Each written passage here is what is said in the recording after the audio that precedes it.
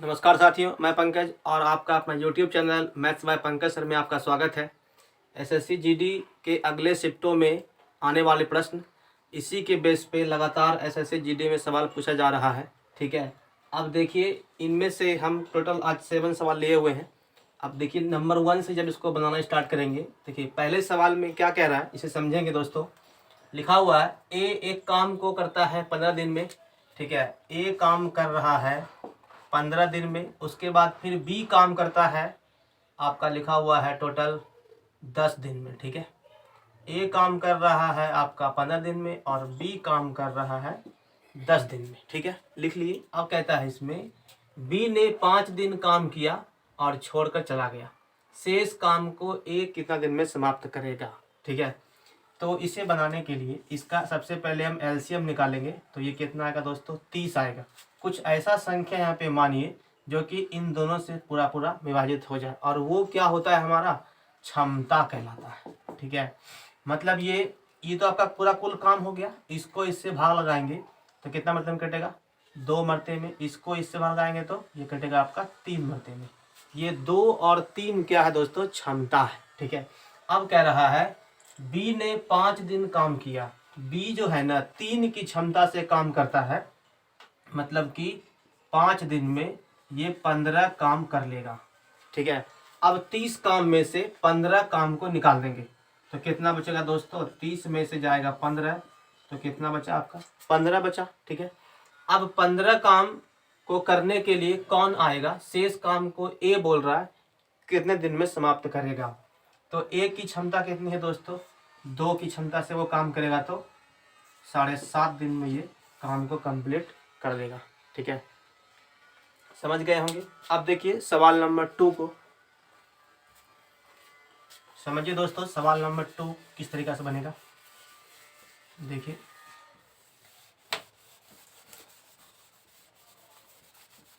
सवाल नंबर 2 कह रहा दोस्तों कि 2.47 पे रैकरिंग प्लस 3.43 पे रैकरिंग फिर प्लस 0.05 पे रैकरिंग, इसे कैसे बनाएंगे। तो देखिए इसे बनाने के लिए क्या करेंगे दोस्तों, सबसे पहले आप लिखेंगे 2.47। इस पे रैकरिंग है ना, तो अगर 2 रैकरिंग मतलब कि 2 अंक पे रैकरिंग है तो डबल 9 लिखेंगे।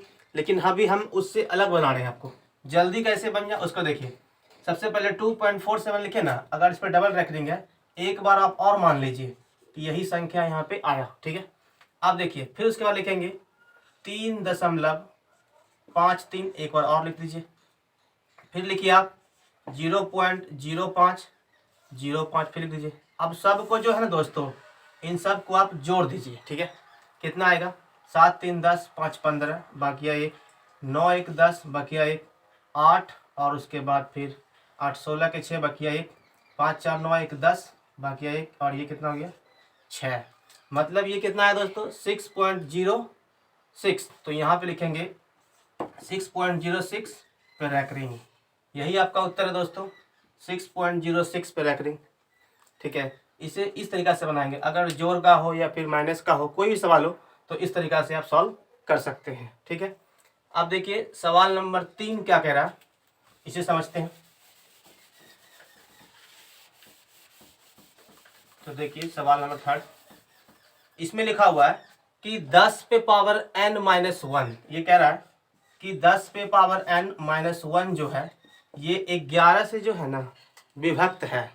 तो वैसी कौन सी संख्या है, या फिर यहाँ देखिए ऑप्शन लिखा हुआ है n एक सम संख्या है, n एक विषम संख्या है, n 11 गुणज है। ठीक है, अब देखिए तो सबसे पहला ऑप्शन को हम यहाँ पे रख के पुट करेंगे कि n एक सम संख्या है। सम संख्या मतलब ये कि जो 2 से पूरा पूरा भाग लग जाए, मतलब 2 हुआ 4 हुआ 6 हुआ। ठीक है, इस तरीका से। तो सबसे पहले हम 2 रख के चेक कर लेते दोस्तों। तो ये कितना आ गया 10 पे पावर 2 -1 बटे 11, ये कितना जाएगा, ये 100 - 1 बटे 11, यानी कि ये आपका आ गया 99 बटे 11, 11 और 99, ये कट रहा है इससे दोस्तों। अब आप आगे भी अगर आप एक विषम संख्या मानते हैं तो विभक्त नहीं होगा। ठीक है, सम संख्या आप जितनी बार मान लेंगे उतनी बार से ये कट जाएगा। ठीक है दोस्तों, समझ गए होंगे। आप देखिए सवाल नंबर, तो इसका आंसर हो गया ऑप्शन नंबर ए। ठीक है, देखिए सवाल नंबर 4 क्या कह रहा है, इसे समझते हैं।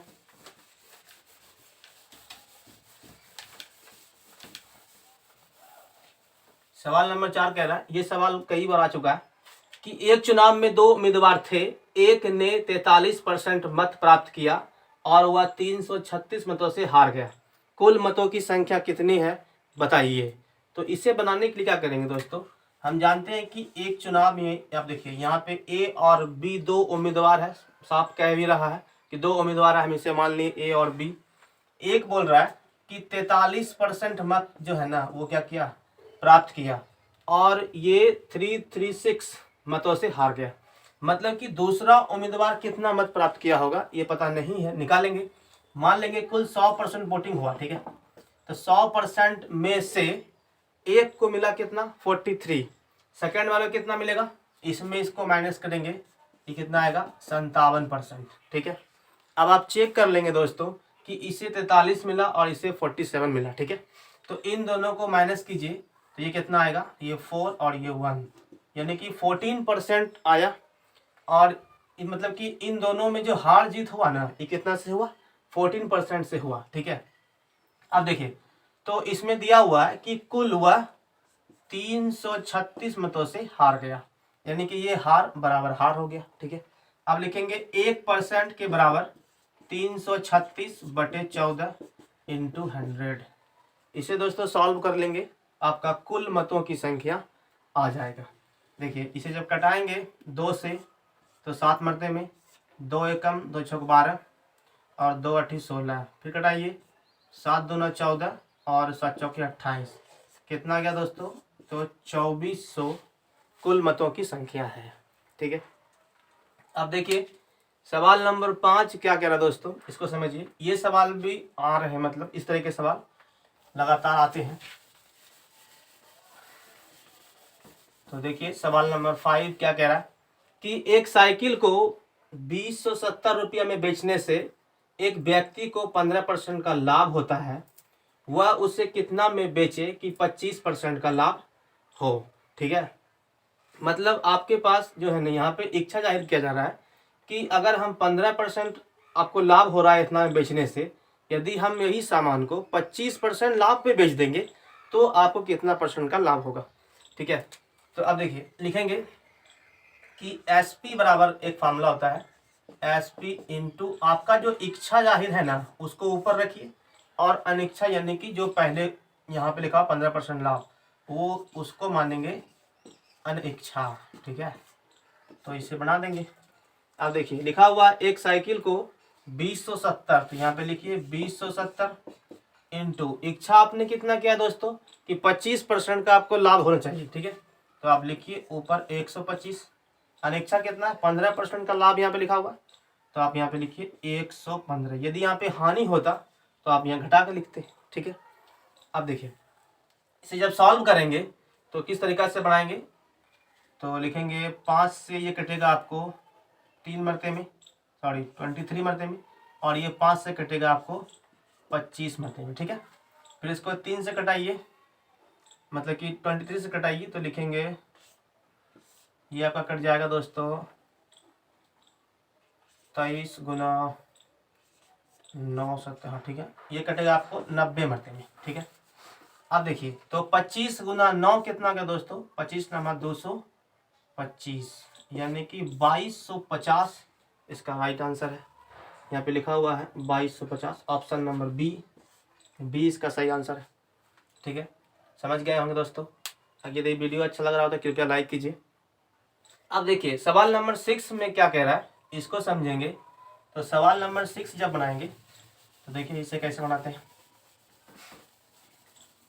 दो स्थान P और Q के बीच की दूरी जो है ना, देखिए दोस्तों एक आपका P है एक आपका Q है, ठीक है।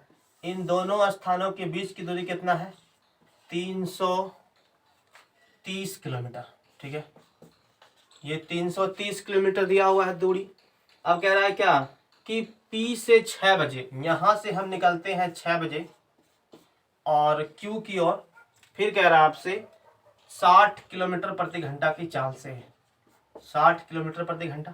फिर बोल रहा है कि Q से आते हैं हम P की ओर, Q से आते हैं P की ओर 7 बजे, यहाँ पे लिखा हुआ है कि 7 बजे आते हैं। अब देखिए 75 किलोमीटर प्रति घंटा की स्पीड से हम आ रहे हैं। ठीक है दोस्तों, आप समझिए अभी क्या रहा है इसमें।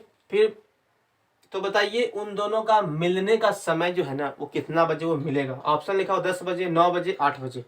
ठीक है, तो इसे कैसे बनाएंगे। देखिए यहाँ पे आपका टाइमिंग 6 बजे है, यहाँ पे कितना है दोस्तों 7 बजे है। तो किसी एक को जो है ना आपको टाइम को बराबर करना पड़ेगा। ठीक है, तो टाइम बराबर करने क्या करेंगे, यहाँ पे लिखा हुआ है कि ये 60 किलोमीटर प्रति घंटा चल रहा है और ये चल रहा है आपको 75 किलोमीटर प्रति घंटा। तो ऐसा कीजिए कि यहाँ से यहाँ थोड़ा डिस्टेंस आप बढ़ा दीजिए, मतलब बढ़ा दीजिए ये कि 1 घंटा में यदि 75 किलोमीटर ही और पीछे गया होता, ठीक है 75 किलोमीटर, इन दोनों को आप जोड़ दीजिए, आपका टोटल डिस्टेंस हो गया। अब टाइमिंग भी 6 बजे और 6 बजे का हो गया। ठीक है, तो आपका देखिए आपसे समय पूछ रहा है, आप जानते हैं कि समय रण क्या होता है, दूरी बटे चाल। ठीक है, तो ये आपका लिखा हुआ 330 और 75, इन दोनों को आप ऐड कर देंगे। अब देखिए ये चाल कैसे है दोस्तों, विपरीत दिशा में है। ठीक है, तो इन दोनों को आप जोड़ दीजिए, 5 यहाँ पे लिखेंगे और ये हो गया आपका 713, 135 किलोमीटर प्रति घंटा और यहाँ पे लिखा हुआ है ओनली फॉर किलोमीटर। अब इसे सॉल्व जब करेंगे इन दोनों को आप जोड़ दीजिए, ये कितना गया दोस्तों 5, 7 3 10 और 3 कितना हो गया 4, ये हो गया आपका 135 किलोमीटर प्रति घंटा। ये किलोमीटर इससे कट जाएगा, इससे ये कट जाएगा 3 मरते में, कितना गया दोस्तों 3 घंटा। यदि हम चले थे 6 बजे, 3 घंटे के बाद दोस्तों मिल जाएंगे, तो मिलेंगे कितना बजे, यानी कि 9 बजे। 9 बजे इसका राइट आंसर है। ठीक है, option number b is the right. आप समझिए दोस्तों ये इस तरह के सवाल भी लगभग आ ही रहे हैं जीडी में। आप देखिए सवाल नंबर 7। ठीक है, सवाल नंबर 7 क्या कह रहा है इसे समझिए।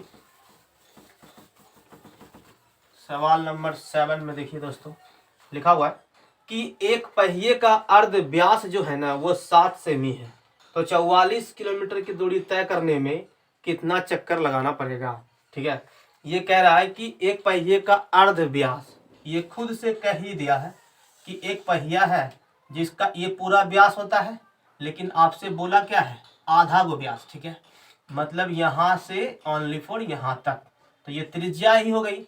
आर का वैल्यू कितना हो गया 7 सेंटीमीटर, ये लिखा हुआ है शायद, हाँ 7 सेंटीमीटर। फिर बोल रहा है कि 44 किलोमीटर की दूरी आपको तय करना है। पहले आप देखिए दोस्तों कि अगर एक पहिया एक राउंड घूम रहा है तो यहाँ से यहाँ तक ये डिस्टेंस कवर कर रहा है। ठीक है, फिर इसी पहिया को आप पुनः फिर घुमाइए दोबारा से, तो ये यहाँ आ जाएगा, फिर यहाँ आ जाएगा। तो एक बार का पहले हम चक्कर का जो है ना दूरी हम निकाल लेते हैं। ठीक है, कि एक चक्कर जब पहिया घूमा तो कितना दूरी तय किया। ठीक है, मतलब कि वृत्त की परिधि, तो लिखेंगे 2 पाई आर। आप समझिए 2 गुना हो गया 22/7 इंटू आर का मान कितना दोस्तों 7 सेंटीमीटर, ये इससे कट जाएगा, ये कितना का दोस्तों तो 44 सेंटीमीटर। यानी कि एक चक्कर जब पहिया घूमता है ना तो कितना आता है 44 सेंटीमीटर का दूरी कवर कर लेता है। आपको घुमाना, आपको देखिए तय कितना करवाना है 44 किलोमीटर, तो हम लिखेंगे टोटल कितना है आपका 44 किलोमीटर लिखा हुआ। इसे पहले आप कन्वर्ट कर लीजिए क्या बोलता है मीटर में, तो लिखेंगे 44 गुना आपका हो गया ये 1000, ये आपका गया मीटर।